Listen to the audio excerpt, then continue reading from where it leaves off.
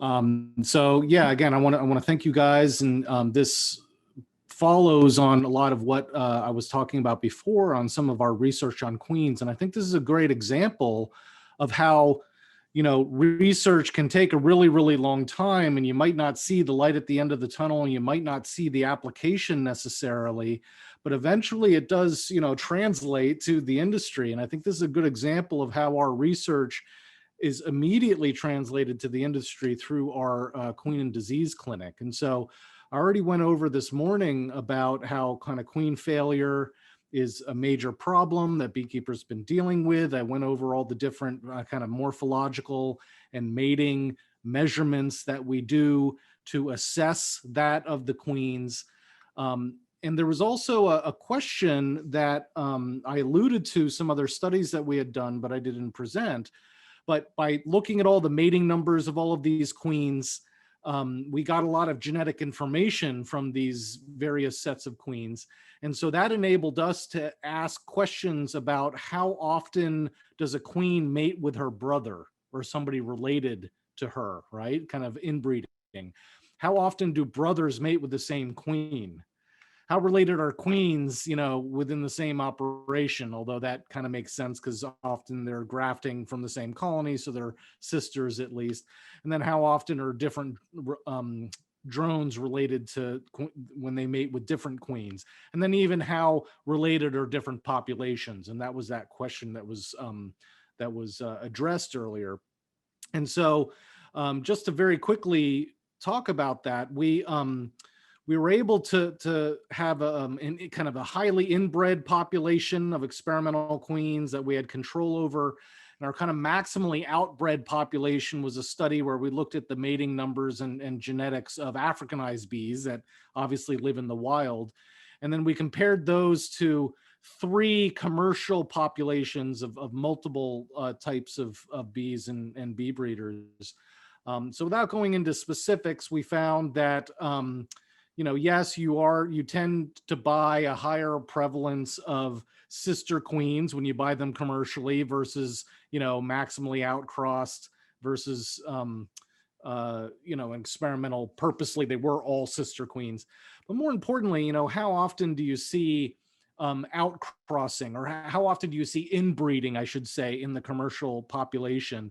And the answer is actually very, very low. So the good news is that, when you purchase commercially produced queens, they tend to have kind of maximally outbred, they're mating with unrelated drones, which is just a really good thing. But this is what I was referring to before, where we're looking at these different studies in this meta-analysis, and the different colors. Oh dear, my computer is frozen. Hopefully it'll kick back in. Anyway, if you look at the different colors, you can see that those colors represent kind of different genetic patterns, let's just say. And so what we tend to see throughout the US is that, if anything, they break into 2 groups up there on the top, group 1 and group 2, which tend to resemble kind of the Southeast bee breeding area and then the California West bee breeding area. But by and large, there's still a lot of genetic similarity because, again, we're buying bees from all over the place. And so we have a lot of genetic panmixis going on. I'm afraid my entire show has frozen. Can you still hear me? We can still hear you, Dave. You can still hear me. Okay. Well, rather than kind of restarting my entire computer or doing something incredibly drastic, I guess what I'll do is I'll just kind of free associate and hopefully these slides can kick back on. Have absolutely nothing. Oh, there we go. Hey, yep. All right. We can see now. You can see all of that. And I just went through my entire thing all at once because I was pressing so furiously. Okay. So I'm going to end the show and I'm going to go back to the top where I want to go back. Okay. Apologize for that, everyone. But I think the good thing about all of the research kind of immediately going into this extension initiative of the Queen and Disease Clinic, because we also do a lot of pathogen screening for our research as well. And so what we're doing is just offering these same techniques, the same scientific techniques to beekeepers. And so when I'm referring to the clinic, I'm really talking about two people. I'm talking about here on the left, Erin McDermott. She does all the molecular analyses within our lab. She's our genetics technician. And then on the right here is Brad Metz, who is a postdoctoral research associate who handles kind of all the queen and drone side of the clinic. And so as we go through this, I'll be referring to them, but they're the ones that are really doing all the hard work.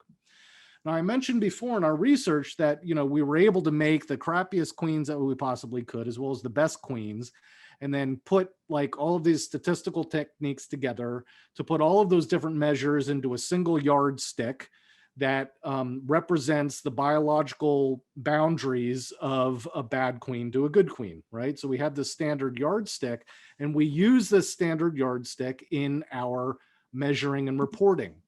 And so if beekeepers, particularly queen breeders or their customers, want to send us queens, they ship them to us live, because all of this has to be done live, in the standard mailing cages, battery boxes, however they want to do it. Brad has also recently developed a drone testing kit, where I will refer to that in a little bit, but drones are a lot harder to ship than queens. You put a bunch of attendants in there with queens and they can make it for days as long as they have water and some candy. But drones, they're a lot more touchy and harder to ship. And so we have these kits that we can send to beekeepers if they want to send us drones. Regardless, when they send them to us, we then, again, have to destructively sample them, unfortunately, where we analyze them and have to euthanize them in order to do so.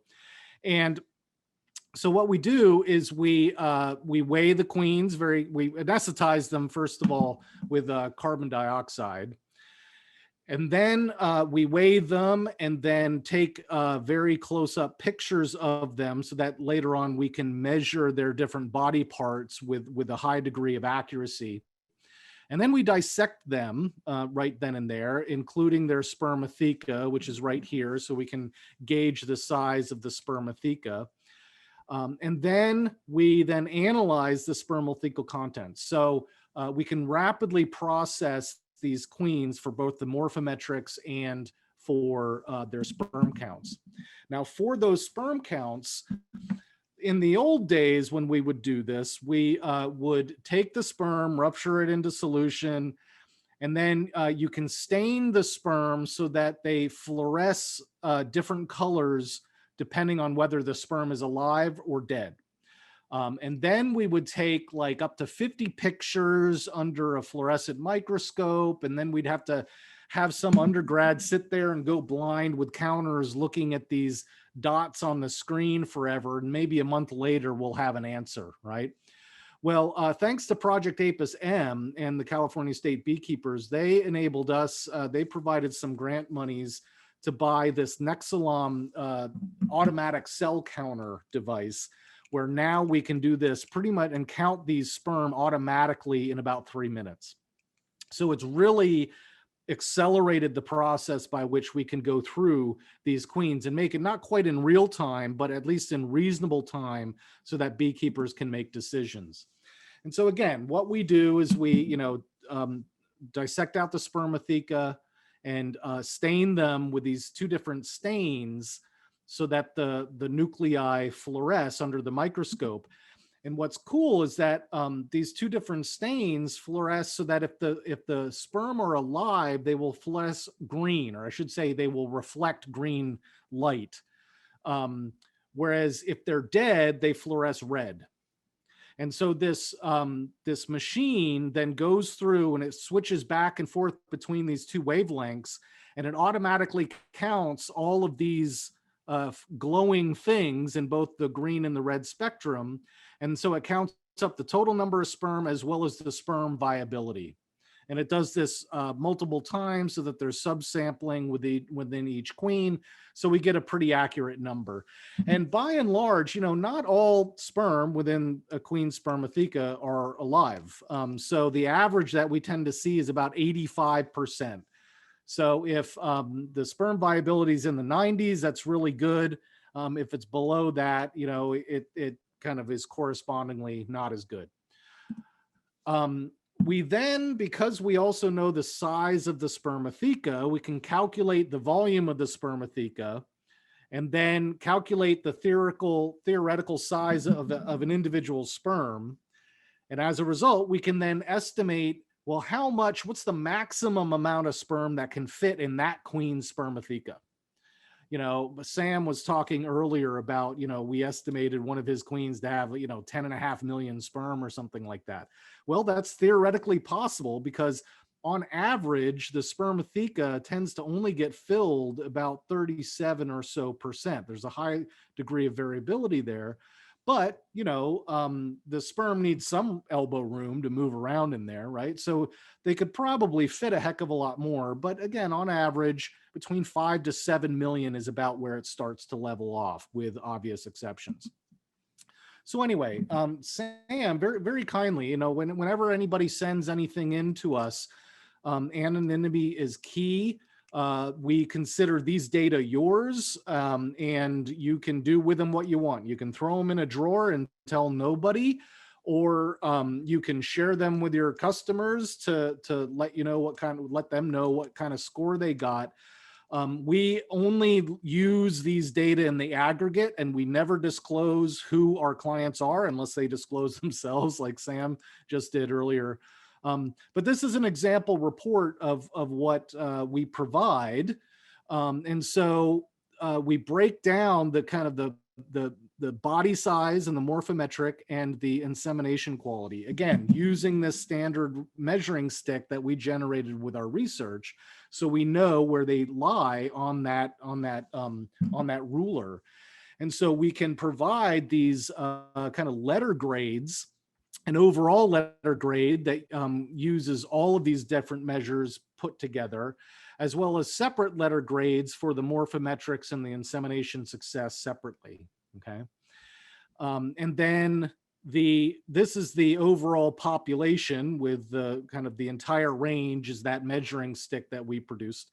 And so most of the queens that come into the clinic, whether they're problem queens or good queens, they tend to be on the upper end, but nonetheless, we then report where these queens that were just processed as part of this report lie within that greater kind of bell-shaped curve. And so that's what that kind of histogram shows. The second and third pages then provide more detailed information. So while the first page is very much of a summary information about how this batch of, in this case, 26 queens from 3 different groups, whatever they were. Here we break it down a little bit more so that there were 3 different groups. Let's say there were different mating yards, or there were different breeding lines, or they were, different times of the year, whatever it was. We can then give the averages and all the raw data from there, as well as the scores of those different groups, so that if the beekeeper is interested in that, they can read that, as well as just an explanation of what all these measurements are and their averages. And then the last page is the raw data from every single queen, in case that's important to the beekeeper. So you can get very, very granular in these reports, and these are all very high throughput and automatically generated. And we send it back to the beekeeper, and then usually have follow-up discussions to see, why they're doing the test and what's of interest to them. So it can be very kind of broad and general, or it can be very granular as well. And again, these are the beekeeper's data for them to do with what they wish. As I mentioned, Brad had done some research that then resulted in a new deliverable through the clinic, and that is an analogous process and reporting system for drones. Doing queens is ultimately the important aspect of queen quality. But, you know, for queen producers, they not only have to pay for the experimentation, they also have the loss of the sale of the queen itself. So it's kind of a double whammy. In some cases, trying to understand the effects of management on reproductive quality in general, it's a lot easier and cheaper, obviously, to process drones. And so, you know, drones are way more variable than queens. And so Brad developed this kind of additional report where it's kind of see this cloud of the natural variation of drones, and there's a correlation between the fertility and the body size. It is kind of like sperm count and weight, right?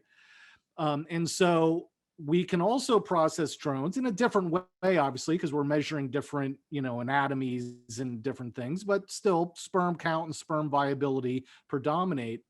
And so we can tell the beekeeper where a set of drones from a given colony reside on this normal kind of expectation. So this is really more important, I think, for things like it's mostly been used for beekeepers who are using, say, a new mite control product, and they want to make sure that they're not sterilizing their drones that are going to mate with their queens. So they send us kind of samples before and after, and we can kind of validate or verify that it is having a problem or that it's not having a problem. So these kind of things can be really useful without having the loss of the queens per se, which are obviously harder to produce.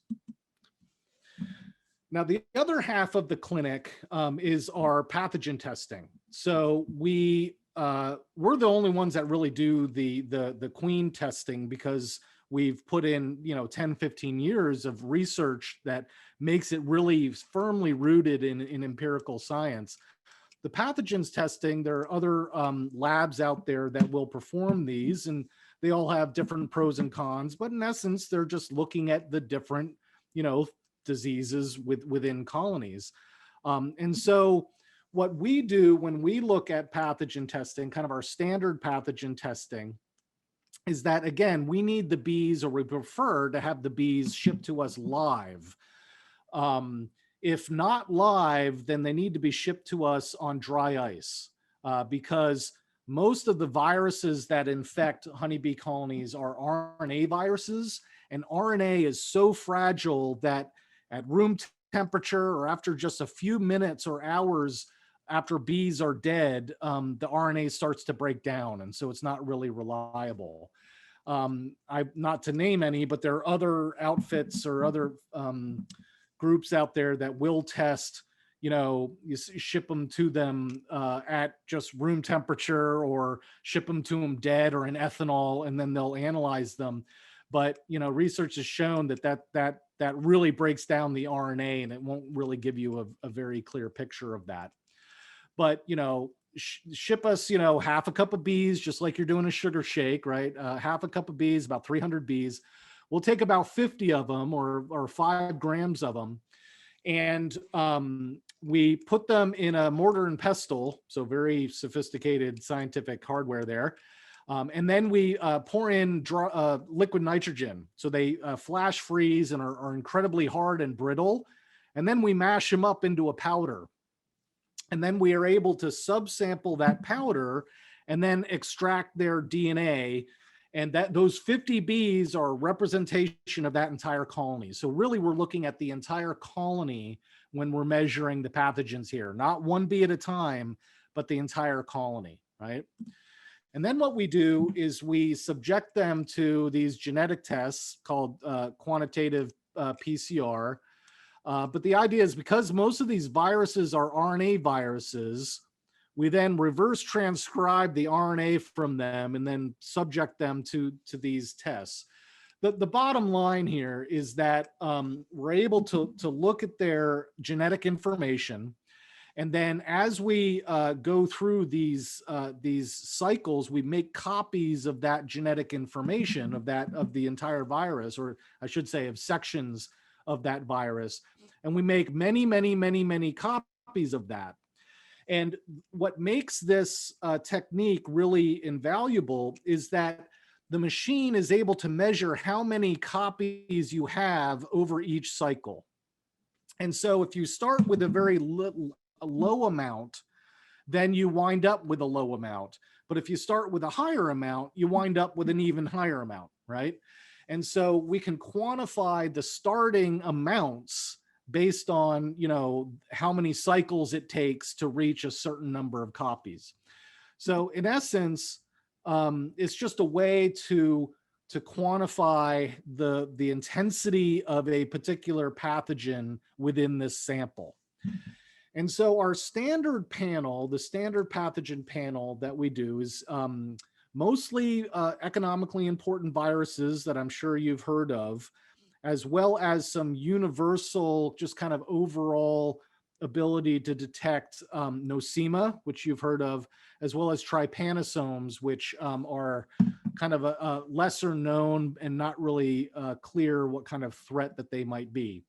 So we look at acute bee paralysis virus, black queen cell virus, chronic bee paralysis virus, two different forms of deformed wing virus, which are the most problematic ones and really the calling card of Varroa, right?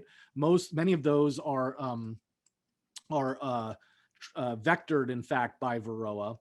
IAPV, not B, misspelling there, and then Lake cyanide virus. So that's the standard panel that we run, and we kind of do a high throughput. We do have the ability to detect or to screen for other pathogens, including the foul broods and some brood viruses, but the sampling needs to be done on brood rather than on adult workers, as well as looking at the different nosema species, looking at other forms of the deformed wing virus. So we can create custom panels as well, where these targets can be swapped in with each other, but it might not be as high throughput. One last thing is we also offer an apiary screening where you can sample up to 10 different colonies all at the same time, and then we'll throw them all together in one big batch rather than by each colony. So that saves on reagents and other materials. And so if you're just looking for a really broad perspective, you know, do I have chronic bee paralysis virus in my operation, for example, we can do that as well.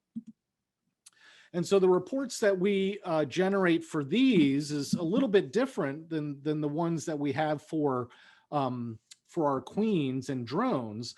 And that's because, you know, as much as we know about honeybee viruses, and we know a lot about them, we can't tell you how much of a given virus makes colonies sick, right? We infer and assume that more virus is worse, right? But we can't, it's not like nosema where you have this economic threshold of 1 million spores per bee, and that's when you need to do something about it, below which you don't have to worry about that. We don't even know that because these viruses are so ephemeral and they're so touchy that it's hard to kind of nail that down, right? You can have healthy colonies that have high levels of virus for some reason, and then unhealthy colonies that have low levels of virus. So all we can really say is, you know, how do your colonies, your samples relate to all of the other samples that we've done, right? And we've done, you know, upwards of 1,400 colonies now, where we kind of break it down into discrete categories: non-detect, low, medium, and high. Very obvious and very easy to understand. And that's just based on what we found. We can't say good or bad, but we can say that your colonies are higher in this virus than average or lower, right? And so this right here is the baseline, and we have a pretty conservative screening technique. So, you know, some reports out there say that, you know, deformed wing virus is ubiquitous. Every single bee has it, right? Well, that may or may not be true, but our level, our cutoff level is a lot more conservative than that. But nonetheless, it's all relative. And then down below here is each individual target of what we found in your bees, right? So in this case, no ABPV was found. We did find some black queen cell virus at high levels, very high levels of both deformed wing virus, right? No IAPV, decent amounts of trypanosomes and nosema, right? So And then these arrows down here indicate whether or not it's significantly higher, not different, or even lower than this baseline up here.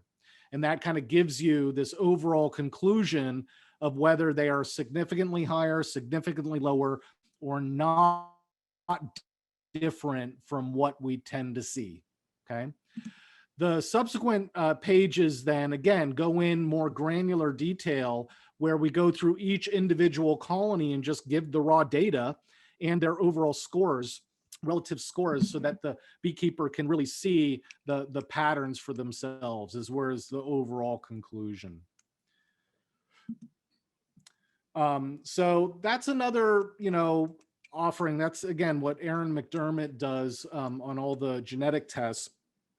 And again, I think one of the frustrating things about the virus data is that they're like, okay, great, I have high levels of this virus. What do I do about it? Well, unfortunately, again, as I think most of us know, you can't give antibiotics for viruses, right?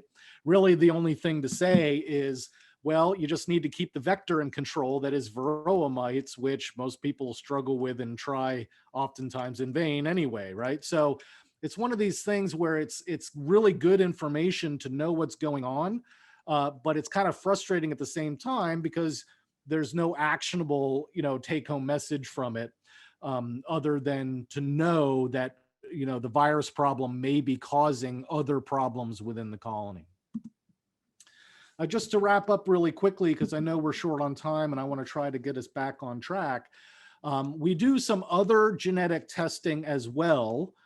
If you're interested in being in Texas, or at least many of you,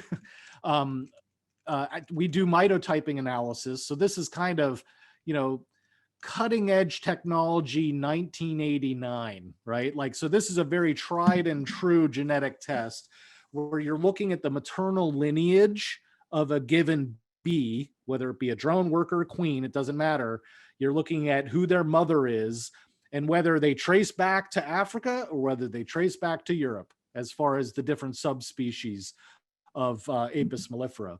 And so, this is something that is often important for regulatory issues, or, for selling materials across straight line and those kind of things. So we also can perform this because it's pretty straightforward and it's very cut and dry. It says whether it's of African or of European origin. Unfortunately, just, the downside of this is that you can have a European queen that mates with nothing but African drones, and the colony is, by all intents and purposes, Africanized, but all the workers are still going to have that maternal origin of European. So, it is cut and dry, but it doesn't necessarily answer all questions. And so in that vein, we prefer to work with the local apiary inspectors as the regulatory authority over these types of matters.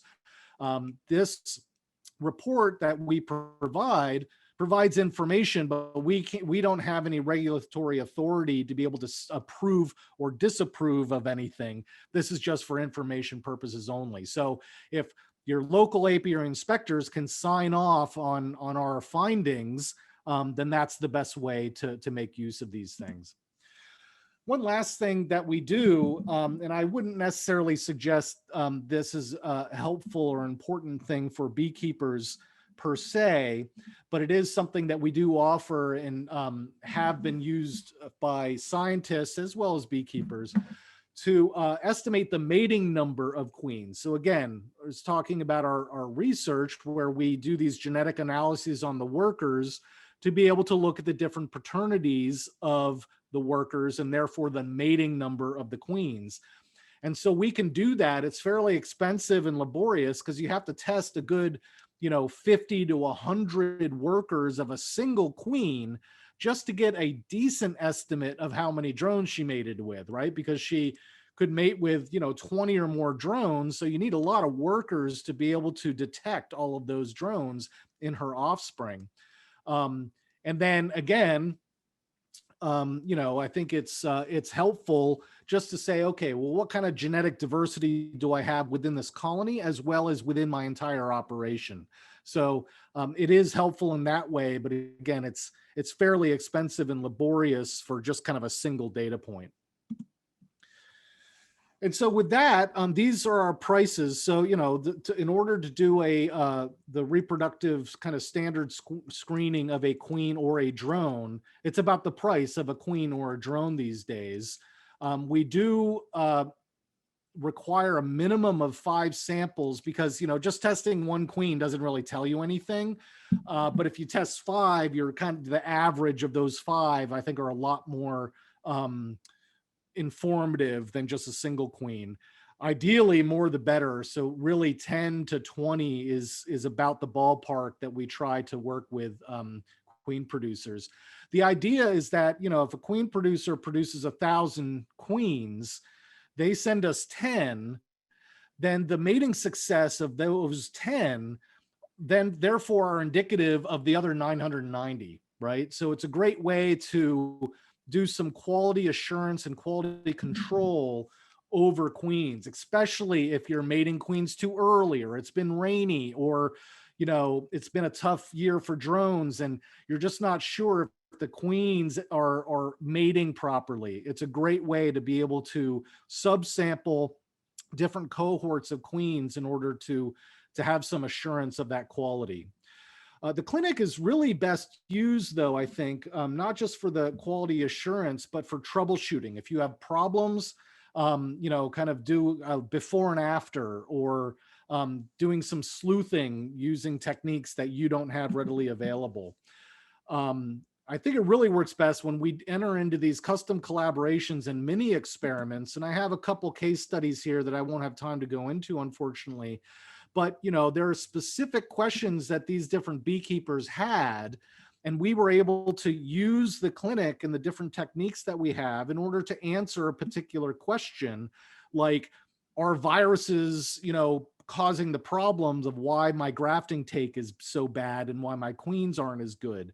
You know, so we're able to confirm certain problems. A lot of times we refute that the problem is the queen itself, right? So more often than not, people are sending us things like drone layers or other problem queens that aren't being accepted. We analyze them and we find that they're just fine. And so one of the things that has really come out from the clinic is, you know, we blame the queen a lot for her problems, but oftentimes it's either a colony environment issue or even a management issue that is at fault. And so by testing the queens, you can verify whether or not that is the case. And so again, I just want to offer our services to anybody who might be interested in having their queens or colonies tested. Just look us up on our website, ncsuapiculture.net, and the contact and other information is there, and we'd be happy to talk with you about it.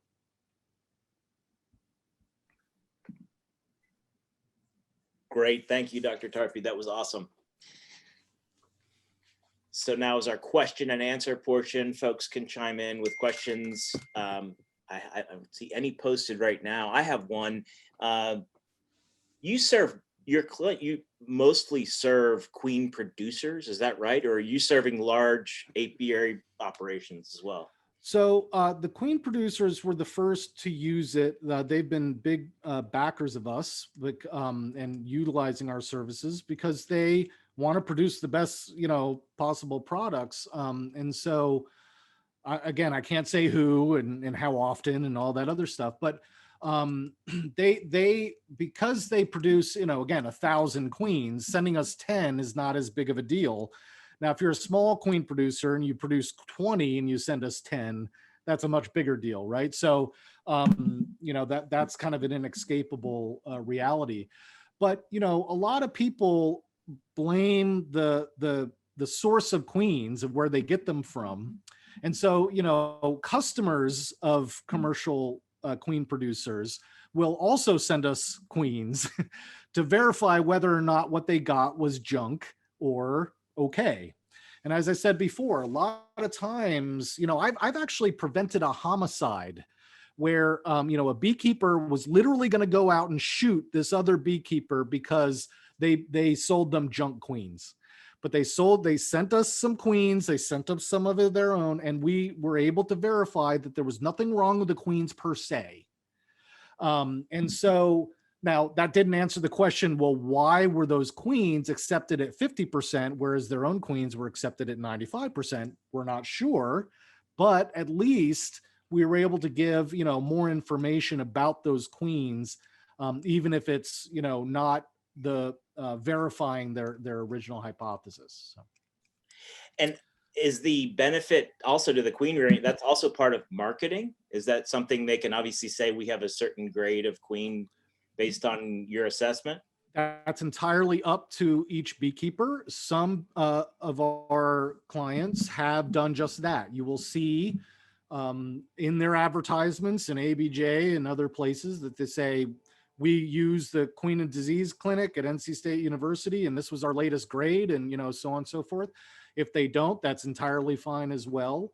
I think that it would be helpful for all beekeepers to ask their queen producers, hey, have you used this clinic? When's the last time you did? What kind of grades do you get? And I think that would help, I think, give some reassurance to their customers too, right? That they've had some quality assurance of their product. Great. Some other questions in here. Do I have time? How much time do we have? You've got a minute or so here. Sure, okay. Go for it. Same questions for diseases available for a small scale. Yeah, so doing the disease panel, the genetic techniques are a lot more expensive than, kind of using the morphometrics and stuff. And so we actually really got it streamlined really, really well, where it's only $55 a colony, which may seem like a lot, but it's actually not, especially compared to other labs that are out there. And, I think it's not something that you necessarily do every colony every year necessarily, although it would be great to work towards that. But even for small scale, beekeepers, I think that if you're having problems, you have low mite levels, but you're still having, kind of colony losses and diseases, it might be because that your colony just has a lot of viruses, even though you don't have a lot of mites. And so doing those kind of pathogen screens can be really helpful. Great. And one last quick question from Sam Comfort, one of our presenters. So Sam asked about recent findings with Roe, which test even more queen polyamory, like 60 plus matings. Any thoughts on that? Yeah, so what Sam's referring to here is a former master's student of ours, where I won't go into great details, but there are probably some hidden drone matings among the workers. That what we found and others have found is that some drones preferentially father workers and other drones preferentially father queens. And we're not really sure why, but since when we sample and we look at mating number, we're sampling the workers and doing paternity tests. Well, what James did was that he sampled workers and made them raise a whole bunch of queens, dozens and dozens of queens. And he found all of these drone fathers in the queens that were not found in the workers. So our estimates that queens mate with, 12 to 20 drones may actually be a real underestimate because some of them might be hidden. Yeah.